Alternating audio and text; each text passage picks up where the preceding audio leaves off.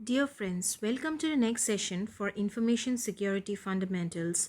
So, in today's session, we will be looking after information security risk management, and it is a very important aspect from maintenance and mitigation of the various types of risks that a project might face. So, talking about information security management, we make an acronym of it as ISRM is the process of managing risks associated with the use of information technology. It involves identifying, assessing, and treating the risk to confidentiality, integrity, and availability of an organization's asset. So, we have to find out ways and means to maintain the CIA triad, and in the process of maintaining this, we definitely need to identify, assess, and treat the various types of risks that the system might be facing in future. The end goal of this process is to treat risks in accordance with an organization's overall risk tolerance. So, risk tolerance is a term we specifically use in order to identify the rate or the threshold at which an organization's information security is capable of withstanding. Businesses should not expect to eliminate all risks. Rather, they should seek to identify and achieve an acceptable risk level for their organization. So, it is not very practical for us or for any business to completely eradicate risks from their systems in but we have to look out for means and ways to minimize it or mitigate it at the earliest so that we achieve an acceptable risk level. Now, talking about the various stages of risk management, we have various steps in order to identify, assess, and mitigate those risks. The first step being the identification. So, in order to identify the various types of risks that a system or an organization must be facing, we have to first identify various aspects of this risk. So, first of all, we have to identify what are the different assets, like what data systems or what other assets would be considered as the organization's crown jewels. So, these crown jewels are those assets which are very confidential or extremely important to the company. For example, which assets would have the most significant impact on your organization if their confidentiality, integrity, or availability were compromised? Let us consider for an online music streaming service.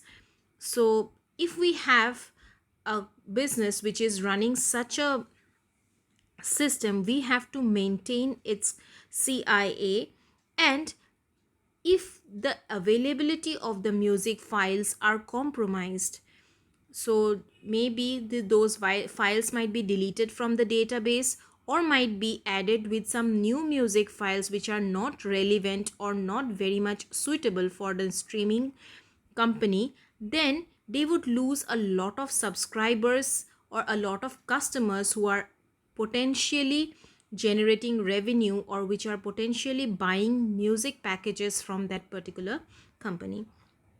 The next one is to identify the vulnerabilities. That means what are the limitations or what are the loopholes or the attack points of the organization. So, what system level or software vulnerabilities are putting the confidentiality, integrity, and availability of the assets at risk? What are the weaknesses or what are the deficiencies in the organizational process, and how they could be attacked so as to make the entire system compromised? We have to identify that as well. The next one is we have to identify what type of threats.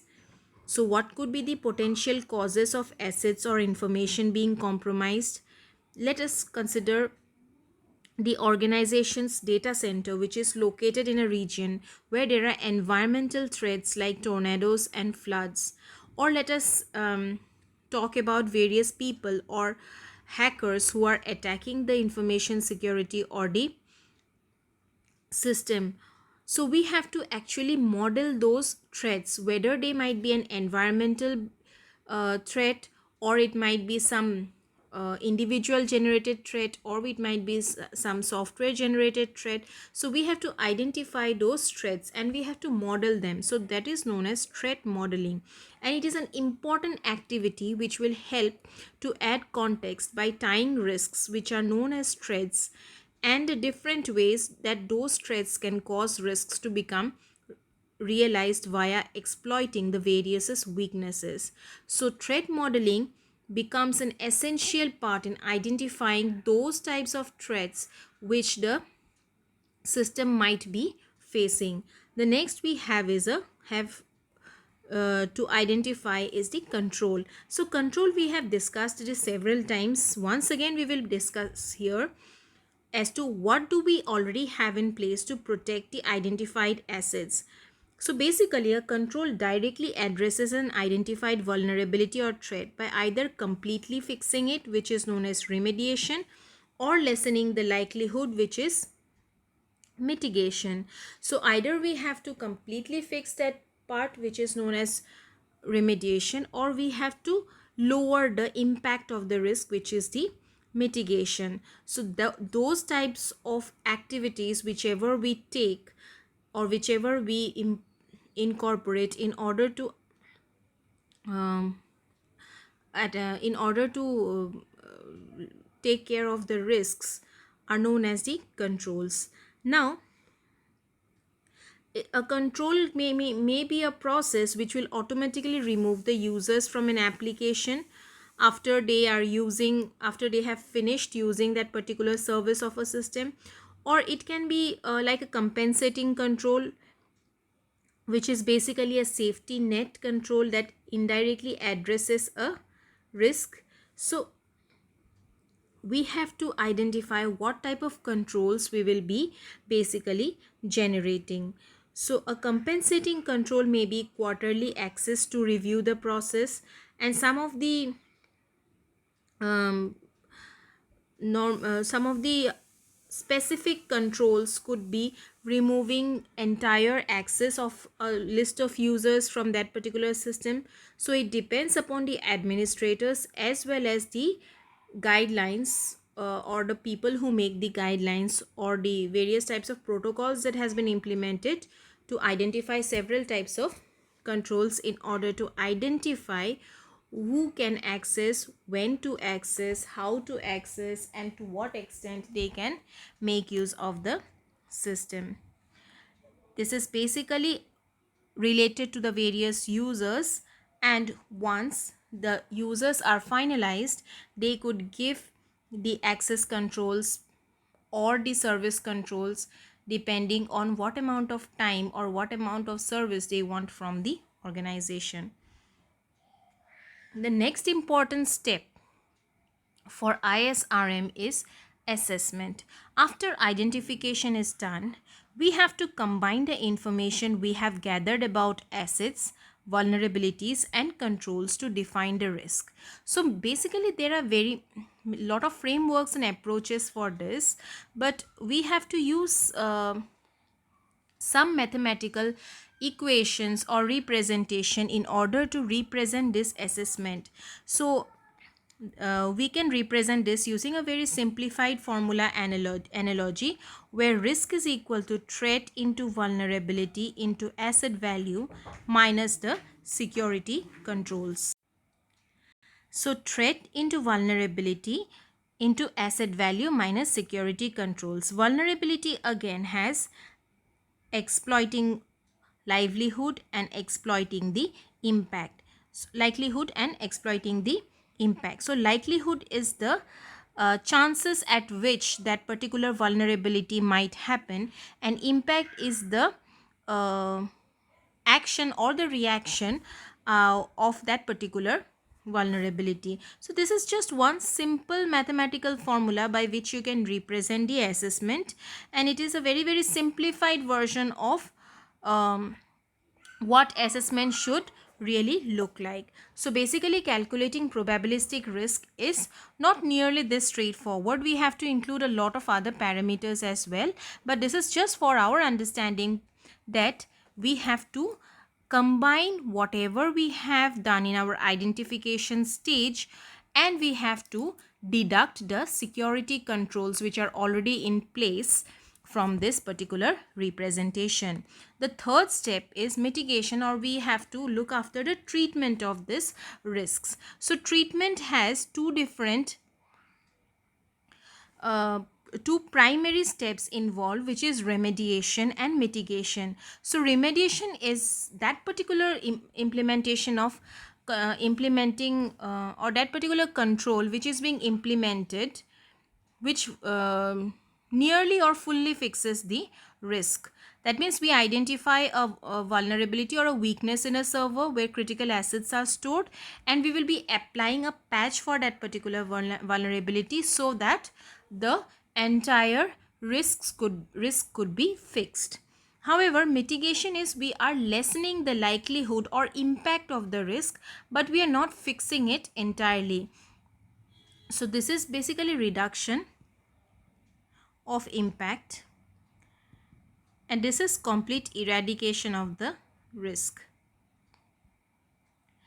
Now we have to for mitigation we can take the example of we have identified a weakness or a limitation of a server where critical assets are stored, but instead of generating a patch or patching it, what we will do is we will implement a simple firewall rule which would filter out some of the access to that particular server, or maybe we will stop that service from being used, but other services would keep on running. Only that service which will be facing some sort of risk might be blocked by the firewall rule. So remediation is an expensive process because we will be completely removing the risk from the server, or we will be completely removing the weakness as a whole. However, mitigation is slightly less expensive as compared to remediation, because we will have to just think about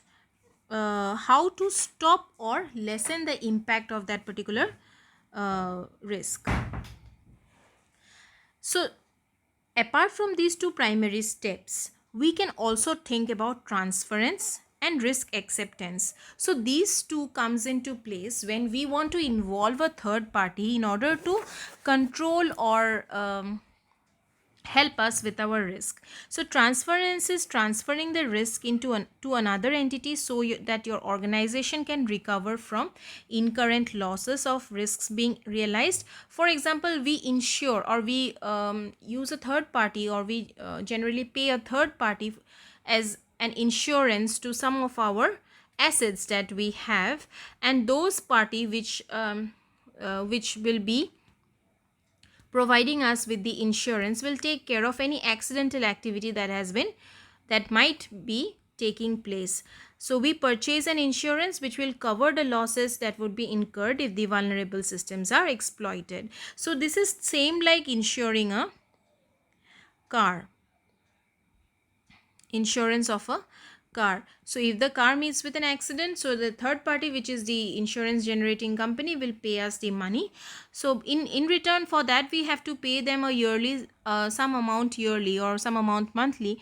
So in that case, we have to hire or we have to transfer the risk to a third party so that they will be taking care of whatever accidental activity or loss my system or my business might be facing.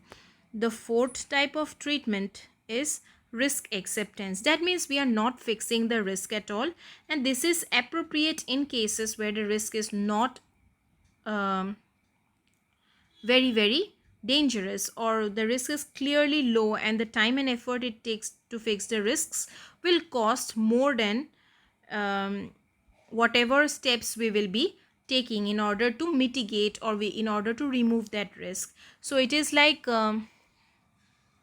if we have a risk which is not very risky, or which is whose impact is very low, then we can simply avoid that risk, because if we go to fix that risk, it will take it will take us more amount, or it will be more expensive than what would happen if that risk will impact our business.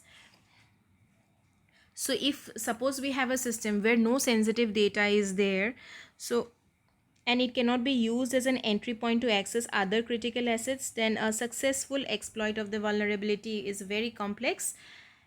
As a result, we have to decide that we do not need to spend time and resources in order to fix that vulnerability.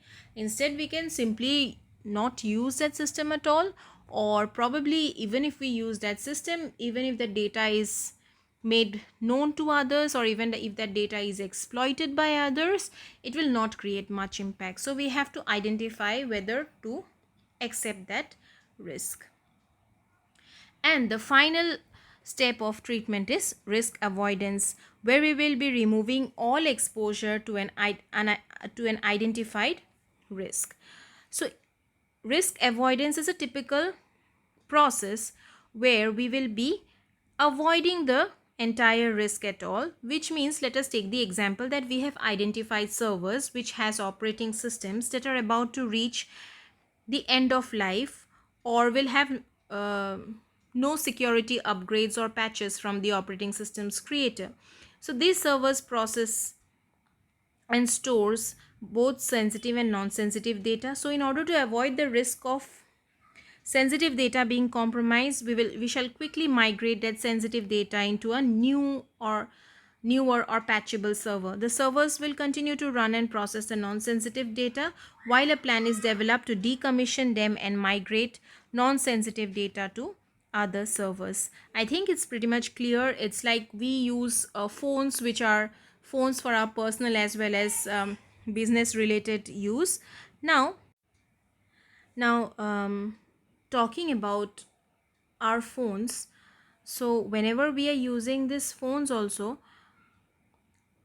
some of the phones which are outdated, so what do? We generally transfer all our data into a newer phone which will have regular updates so that its security is not compromised. So even if we have the former handset, so what do? We continue, if even if we keep on using it, it will start processing the non-sensitive data, while we will make some arrangements in order to transfer the sensitive data to a newer phone, and after that we will start using the newer phone and discard the former handset altogether. So this is same as a using a typical phone which has stopped getting updates. So that is risk avoidance. It can be simply used in organizations as well as different types of information security related businesses, so that we can effectively avoid the risks if the risk mitigation or remediation processes are not available. The fourth step is communication. So communication basically means, regardless of however a risk is treated, the decision needs to be communicated with the organization, and stakeholders need to understand the cost of treating or not treating a risk and the rationale or the logic behind that decision. Responsibility and accountability needs to be clearly defined and associated with individuals and teams in the organization to ensure the right people are engaged at right times in the process. So whenever something happens, it needs to be effectively communicated. Otherwise, even if some decisions are taken related to decommissioning of servers or decommissioning of systems or implementing of new rules, people will not be aware of it, and if it is not properly communicated, it will lead to an entire failure. So the next fifth point is rinse and repeat. So rinse and repeat is an ongoing process, and if we choose a treatment plan which requires implementing a control, that control needs to be continuously monitored. So we are likely to insert this control into a system that is changing over time. Ports being opened, codes being changed, and any number of other factors could cause our control to break down in the months or years following its initial implementation. So it is very essential for the ISRM to rinse and repeat the processes, whatever we have done from 1 to 4. Because if we do not flush out the previous guidelines and previous protocols and or make new changes to it, it will not help in the future. It requires extreme dedication and planning to choose a treatment plan, which requires implementing a control, and this control has to be continuously monitored. If it is implemented, what is the impact of that particular control, and if it is generating a proper risk management strategy. Now, talking about ownership, so there are many stakeholders in the ISRM process, and each will have different responsibilities. We have to ensure that these responsibilities are well divided so that it ensures that the process goes on smoothly. The first type of owners are known as the process owners. So at a high level in organization, there might be a finance team or an audit team which owns the ERM program, while an information security or information assurance team will own ISRM program, which feeds into ERM. So members of the ISRM team needs to be in the field continually driving the process forward.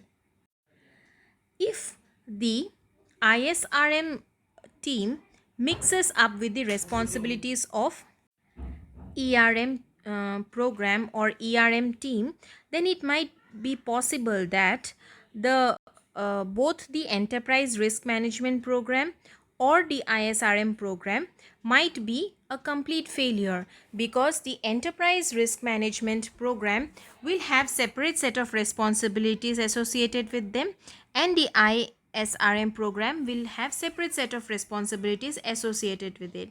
So both of them definitely will need to be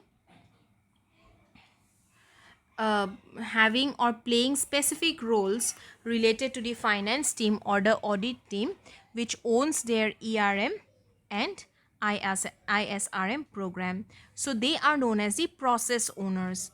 So processes or finance of an organization, or the audit of an organization, or the other management sectors of an organization will have its own owners. The next we have the risk owners.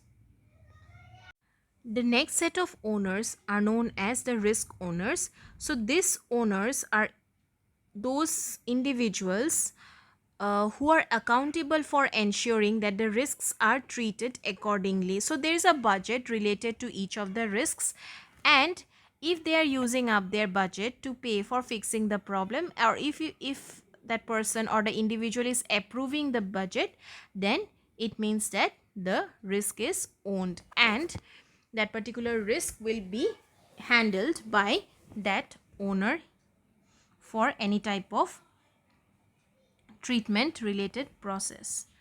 So managing risk is an